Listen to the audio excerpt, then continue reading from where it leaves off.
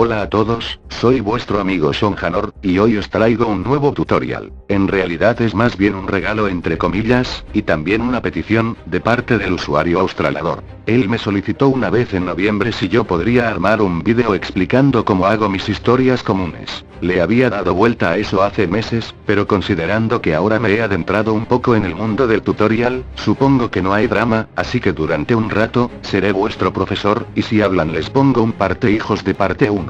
La idea e inspiración. Regla sencilla para todos mis niños. Si quieren hacer una historia, asegúrense de tener muchas ideas en su cesera, o de lo contrario, lo pasarán mal. Es una recomendación excelente que me ayuda siempre que voy a hacer un proyecto nuevo, pues si tienes muchas ideas, más chance tienes de que armes un proyecto bueno. Si tienes una sola idea, también se puede hacer, pero desgraciadamente, las ganas se van perdiendo a medida avanzas y terminas abandonando el proyecto. Me ha pasado muchas veces en el pasado, es frustrante. Aún así, obtener ideas e inspiración es muy fácil, al menos en la mayoría de personas. Recomiendo que si no tienen ideas, lean un libro de más de 200 páginas, un cómic, o vean alguna obra maestra visual. Pero leer arte siempre es bueno, alimenta al cerebro, y como agradecimiento, él se porta bien. Parte 2. Escribiendo. Después de tener las ideas, obviamente, armamos un guión, o lo improvisamos todo según la marcha, pero hacer esto segundo es muy peligroso ya que las ideas no se cagan, al menos, la mayoría no puede hacerlo, y llegará un momento en el cual te quedarás en blanco y no podrás continuar, y tendrás que cancelar todo. Lo que debe hacerse, es construir un guión, o borradores. Un borrador es la fase beta de un guión, y en él anotas todas tus ideas y tramas o subtramas, para luego examinarla y decidir qué añadir, qué quitar y qué hacer. Os daré un ejemplo real que yo hice. Cuando comencé a escribir los borradores de la segunda temporada de Loquendo City Stories, anoté muchas ideas que jamás vieron. Dmitry Raskalov y Nico Bellic iban a tener un capítulo exclusivo para ellos, Jester tuvo hasta 4 finales distintos y la batalla final entre Deathstroke y Batman iba a terminar con este primero siendo apuñalado por su propia espada. Rechacé la primera idea porque sentí que iba a ser un capítulo de relleno, los otros 3 finales de Jester no me terminaron de gustar, y la última idea la saqué por ser demasiado impropio de Batman, porque si nos ponemos a analizar la situación de los últimos capítulos de la historia de Jester, la confrontación era únicamente contra Jester, y las emociones y venganza de Batman solo tenían que afectar fatalmente al asesino de sus padres y a nadie más.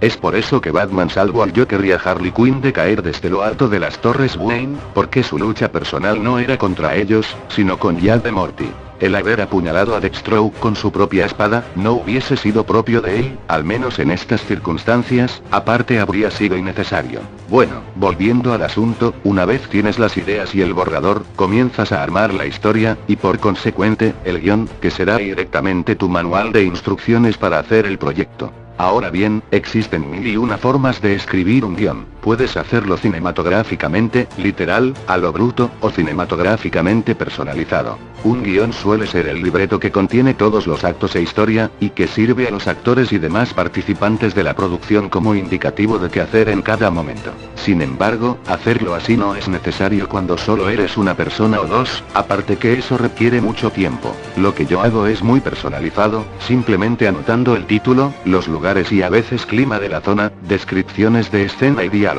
Lo normal son guiones de 9 páginas como mínimo, pero a veces, como por ejemplo, con el especial de Halloween de este año llamado La búsqueda de la caramelita, hice 26 páginas de guión. Una anotación, a veces les puede pasar como a mí, que ciertos diálogos no les gustan, si les pasa, no se preocupen, simplemente sustitúyanlo por otro más chido, o bórrenlo. Una última anotación, que es a la vez obvia, pero por si acaso, si van a hacer una adaptación de cómico de libro, lean todo el material que puedan, y no solo lean, analicen al personaje, sus costumbres, su forma de actuar, sus poses, sus gustos, etc. Eso les ayudará mucho, no solo con la adaptación y su ambiente, sino en cómo hacer al personaje. Parte 3.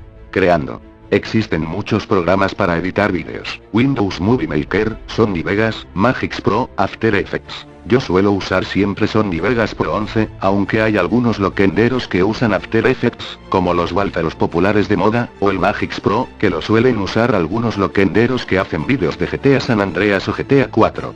Depende ya de ustedes qué programa usar para hacer sus cosas. Eso sí, nunca en sus vidas usen el Camtasia Studio, ese programa es útil para grabar vídeos o partidas, pero para hacer loquendos, es casi igual de malo que el Movie Maker. Ahora bien, una vez abierto el Sony Vegas, surgirá una importante duda. ¿Cómo paso el guión a vídeo? Parte 4. Renders y escenarios. Los renders son un elemento muy importante para nuestra creación, son como por así decirlo, nuestras figuras de juguete de acción, aquellas las cuales tuvimos alguna vez. Hay muchas formas de hacer renders. Pueden buscar fotos transparentes del personaje que busquen en Google, pueden hacer wallfas, pueden dibujar personas en Paint, Photoshop o Adobe Flash, o pueden usar Exnalara. Sinceramente, y no como favoritismo, Exnalara debe de ser la mejor opción para inventar toda clase de render que puedan imaginar. Exnalara es un programa digital, creado en 2007 creo, el cual inicialmente solo permitía personajes de Tomb Raider y Resident Evil. Con el paso de los años, fueron surgiendo los portadores, que son las personas encargadas de extraer personajes de un juego, y transferirlos a Exnalara. Existen aproximadamente más de 600 models de diferentes juegos, y seguramente no es ni un cuarto del total que existen. Con Exnalara, puedes tomar a un personaje, y hacer lo que quieras con él, desde cualquier perspectiva de cámara posible. Eso sí, este programa tiene sus contras. No todos los models tienen movimiento facial, no hay muchos models de anime chidos, y a veces, solo a veces, puede resultar difícil el hecho de construir un render, sobre todo en una escena de pelea. En mi caso, tardo muchas horas en crear renders para mis vídeos, y lo mínimo que hago, son 100 renders. Hasta ahora, debo de haber sobrepasado la cifra de 4000 renders con facilidad, quizás más. Si quieres hacer proyectos o series a mi estilo, o inclusive tu propia adaptación de cómic, te recomiendo uses Exnalara para los personajes. Los Valfas no es que sean malos, pues también puedes hacer muchas cosas con ellos, pero su desventaja es que lucen demasiado infantiles. Ahora bien, algunos se preguntarán: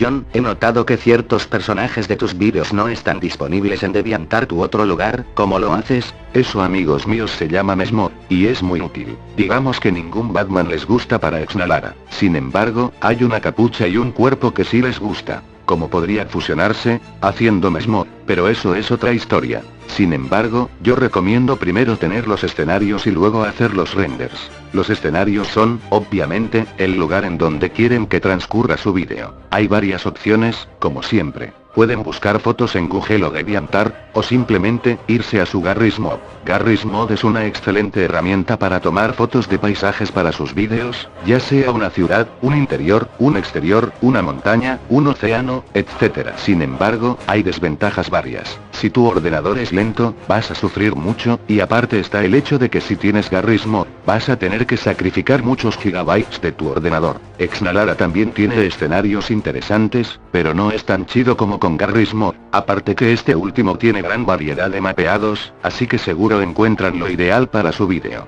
Parte 5. El audio. Obviamente, un locuendo se hace con locuendo, aunque si se atreven, pueden probar a hacerlo con su voz real y con algunos dobladores más, pero no lo recomiendo ya que es medio difícil. Para el locuendo, yo suelo usar Sodel Scott, ya que es el que mejor sé manejar, aunque en el pasado he utilizado el locuendo TTS y el Textaload. Esta parte es muy simple, sencillamente deben de tomar los diálogos de su guión, llevarlos al programa, y darles una voz, ya sea Jorge, Carlos, Juan, Diego, Carmen, Esperanza, la que les convenga. Hecho eso, colocan el audio en el proyecto, y la base ya estaría hecha. Parte 6. La música. La música sirve para ambientar el vídeo y lo hace todo más profesional y chido. Un vídeo sin música no sería un vídeo completo. Eso sí, no vayan directamente a buscar, por ejemplo, un tema de terror popular, como por ejemplo, El Exorcista, Pesadilla en Elm Street, o Dead Silence. Voy a dar un ejemplo, que de nuevo, yo uso. Para Batman, existe una enorme biblioteca de música.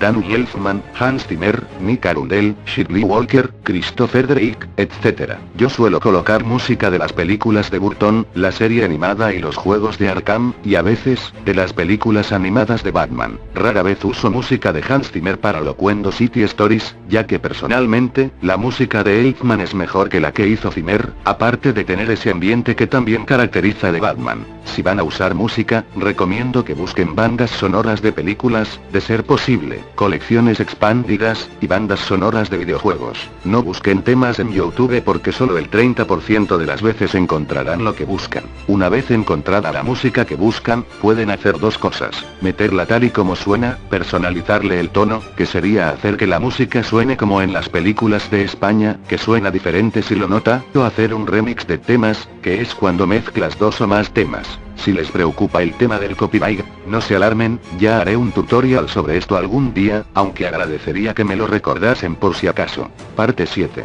Postproducción. Aquí viene la segunda parte más difícil de hacer un vídeo: hacer que todo luzca chingón. Yo lo hago en este orden: primero pongo los escenarios y perfecciono el audio, para colocarlo bien cronológicamente. Después, comienzo a hacer renders y a ponerlos todos correctamente. Hecho esto, procedo a colocar la música de ambiente. Luego, le pongo algún efecto de audio a las voces, a través de Sony Vegas, los efectos de sonido y efectos de vídeo. Por último, coloco un efecto del color corrector personalizado por mí, para que el vídeo tenga un contraste elegante pero sin exagerar. Y tras eso, pongo a renderizar el proyecto, que suele tardar de 1 hora de 2 horas y media dependiendo de la duración, y ya tenemos un proyecto sensual listo para ir a YouTube. Para encontrar efectos de sonido o de vídeo, simplemente busquen en YouTube, son fáciles de encontrar. Y así es como hago yo los vídeos mensualmente. Puede parecer complicado, y lo es un poquito, pero con el tiempo te acostumbras. Espero que les sirva de algo, nos vemos.